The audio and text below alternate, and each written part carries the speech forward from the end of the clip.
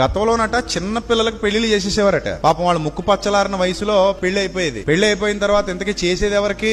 మంచి రాలిపోయే పొండుకి. ఈ పెళ్లి అయిన తర్వాత నెలకో సంవత్సరానికో 2 సంవత్సరాలకో పొండు రాలిపోయేది. ఆని పెట్టిలో పెట్టేసి ఆని పంపించేసి ఈ పసిబిడ్డ గుండు గీసి తెల్లచీర కట్టేసేవారు. పాపం ఆ తర్వాత గుండు గీసుకున్నాక పెద్ద మనుషులు అయ్యేవారట ఆ పిల్లలు. చూడండి ఎంత దుర్మార్గపు పద్ధతులు. వీళ్ళకి ఏమీ తెలీదు. అప్పటికి పెళ్లి అయిపోయింది, జుట్టు తీసేసి గుండు గీసేశారు, తెల్లచీర కట్టేసి ఇంకా మూల గుచ్చి పెట్టేశారు. నీ జీవితం అంతా మూలే బతకాలి. ఇంకా ఇంతకీ ఎందుకు గుండు గీశారు, ఎందుకు తెల్లచీర కట్టారంటేనట ఆ పాప గాని అందంగా రెడీ అయితే పెరిగి పెద్దయ్యాక మళ్ళీ ఎవరికైనా ఆకర్షింపబడతదేమో అనట. చూడండి ఇంతకీ ఇప్పటికే చచ్చేంత వరకు ఆ చచ్చిన పండు కోసమే బతకాలట, ఆ రాలిపోయిన పండు కోసం కదా. సో తర్వాత రాజ్యాంగం వచ్చిన తర్వాత, మనుషుల్లో చైతన్యం పెరిగిన తర్వాత, అంబేద్కర్ గారి పుణ్యమాని, సావిత్రిబాయి పూలే, ఇలాంటి జ్యోతిరాబాయి పూలే, ఇలా చాలా మంది గొప్ప సంఘ సంస్కర్తలు, మేధావులు వాళ్ళందరూ కలిసి పోరాడడం వల్ల కొంతైనా ఈ మూఢ నమ్మకాలని మన దేశంలో రూపుమాపగలిగారు.